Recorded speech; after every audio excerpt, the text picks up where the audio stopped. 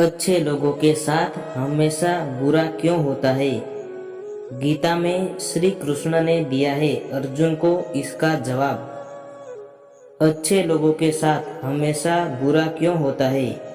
वहीं जो लोग बुरे कर्म करते हैं और अधर्म की राह पर चलते हैं वो खुशहाल दिखते हैं। श्री कृष्ण ने इसका जवाब गीता में दिया है। आपने महसूस किया होगा कि जो लोग अच्छे कर्म करते हैं वो परेशान रहते हैं, वहीं जो बुरे कर्म करते हैं वो खुशी से रह रहे होते हैं। अच्छे कर्म करने वाले परेशान होते हैं कि आखिर उन्हें इतनी परीक्षा क्यों देनी पड़ रही है, जबकि जो अधर्म की राह में है वो खुश है और जिंदगी का लुत्फ उठा रहे हैं। अगर आपके मन में भी ये सवाल आया है तो आज हम आपको इसका जवाब देंगे। ये जवाब वो है जो भगवत गीता में लिखा है और श्री कृष्ण ने अर्जुन को दिया था। भगवत गीता में वर्णित एक कथा के अनुसार जब भी अर्जुन के मन में कोई दुविधा होती थी तो वो श्री कृष्ण के पास पहुंच जाते थे।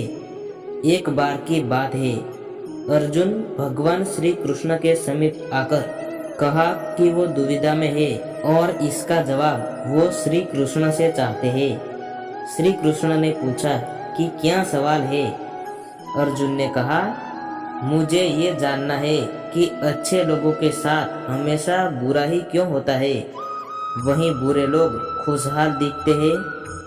अर्जुन के मुंह से ऐसी बातें सुनकर श्री कृष्ण मुस्कुराए और कहा, मनुष्य जैसा सोचता है और महसूस करता है वैसा कुछ नहीं होता है, बल्कि अज्ञानता की वजह से वो सच्चाई नहीं समझ पाता है। अर्जुन उनकी ये बात समझ नहीं पाए। इसके बाद श्री कृष्ण ने जो कहा वो जानते हैं। श्री कृष्ण ने अर्जुन से कहा, पार्थ मैं तुम्हें एक कथा सुनाता हूँ, उसे सुनकर तुम समझ जाओगे कि हर प्राणी को उसके कर्म के हिसाब से ही फल मिलता है। प्रकृति हर किसी को अपनी राह चुनने का मौका देती है। अब वो मनुष्य की इच्छा पर निर्भर करता है कि उसे अधर्म की राह चुननी है या धर्म की। कथा शुरू करते हुए श्री कृष्ण ने कहा, एक नगर में दो पुरुष रहा करते थे। एक पुरुष व्यापारी था जिसके जीवन में धर्म की बहुत महत्ता थी।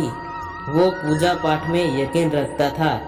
वो हर रोज मंदिर जाता था और दान धर्म भी करता था और हर रोज भगवान की पूजा करता था। वहीं दूसरा पुरुष बिल्कुल विपरीत था।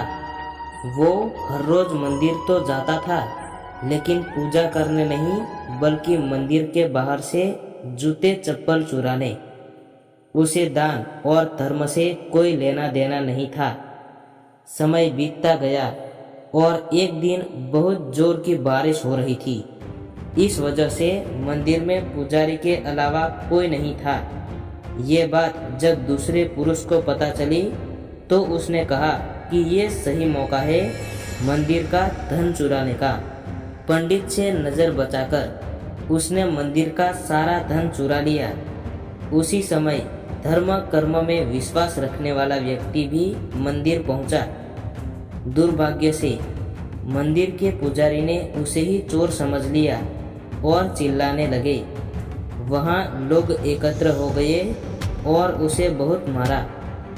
किसी तरह वो बचते बचाते वहां से निकला तो दुर्भाग्य से उसका साथ वहां भी नहीं छोड़ा।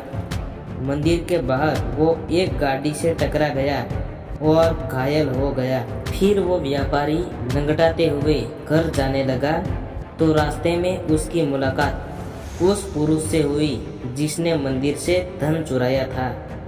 उसने कहा, आज तो मेरी किस्मत चमक गई, एक साथ इतना सारा धन मिल गया।